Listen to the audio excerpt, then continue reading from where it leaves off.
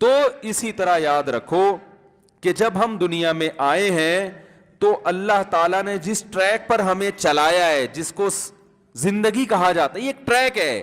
دیکھو ٹریک کی ڈیفینیشن کیا ہے، راستے کی ڈیفینیشن کیا ہے. ایک ڈیفینیشن ڈکشنری میں ہوگی، ایک ڈیفینیشن وہ ہے جو عرف میں جس کو راستے کی ڈیفینیشن کیا ہے، کہا جس پہ لوگ چلتے ہیں. رکی ہوئی جگہ کو راستہ نہیں کہا جاتا. تو زندگی رکی ہوئی چیز ہے یا چلتی ہوئی چیز ہے؟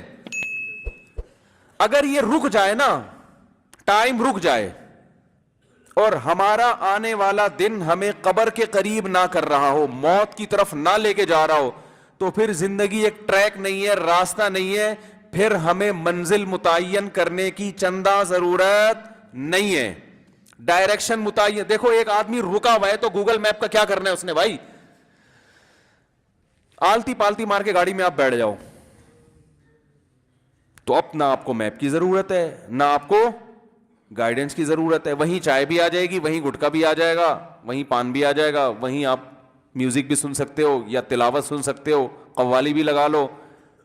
منزل کی ضرورت، گائیڈنس کی ضرورت اس کو ہوتی ہے جو چل رہا ہو، ٹائم گزر رہا ہو. میرا اور آپ کا ٹائم رکا ہوا نہیں ہے، گزر رہا ہے. اچھی طرح سے گزاریں گے تو بھی گزرے گا، بری طرح سے گزاریں گے تو بھی یعنی اس کی مثال ایسے، چلتی ہوئی گاڑی میں کسی کو بٹھا دیا.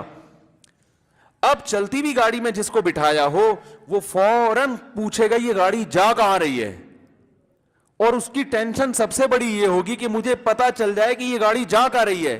پہلی بات جہاں جا رہی ہے، پھر یہ ٹینشن کہ وہ صحیح سمت ہے یا غلط سمت. ان دو سوالوں کا جواب جب تک اسے نہیں ملے گا وہ ڈپریشن سے باہر نکلے گا.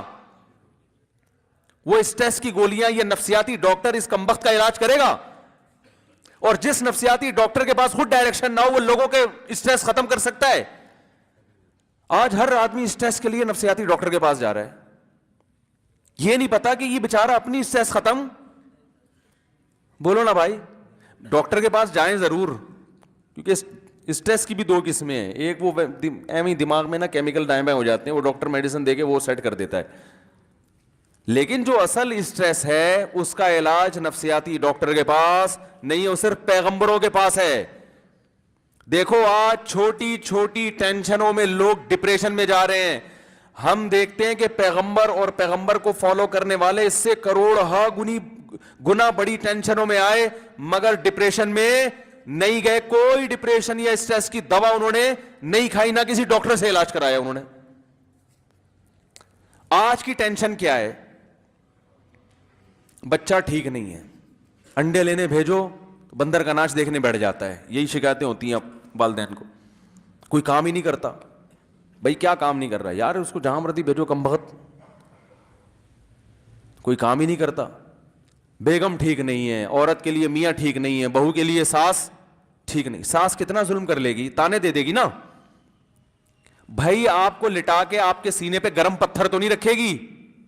حضرت بلال رضی اللہ تعالیٰ عنہ کو تو گرم لیٹوں پہ لٹایا جاتا، پتھر رکھے جاتے. کوئی ڈپریشن کی گولی، بولو نا یار کیا ہو گیا، بولنا پڑے گا بھائی. کوئی ڈپریشن کی کوئی گولی کھائی انہوں نے اسٹریس ختم کرنے کے لیے؟ یا کسی نفسیاتی ڈاکٹر کو دکھایا یا روم اور فارس سے رابطہ کیا کہ بھئی عربوں کے پاس تو اچھے ڈاکٹر نہیں ہیں، آپ کوئی اچھا ڈاکٹر ہمیں بتا دیں. خباب ابن ارت رضی اللہ تعالی عنہ کو جلتے ہوئے انگاروں پہ لٹایا جاتا تھا. کہاں؟ جلتے ہوئے انگاروں پہ، جس سے ان کی کمر میں کھڈے پڑ گئے. یعقوب علیہ الصلوۃ والسلام اپنے بیٹے کی جدائی میں رو رو کے آنکھوں کی بینائی ختم، مگر کسی نفسیاتی ڈاکٹر سے آپ کو علاج کی ضرورت نہیں پڑی. سمجھ رہے ہیں کہ نہیں سمجھ رہے؟ یوسف علیہ الصلوۃ والسلام کی ساری زندگی غموں میں، جیل کی کوٹریوں میں گزری، ڈپریشن میں. ارے بولو نا، نہیں آئے.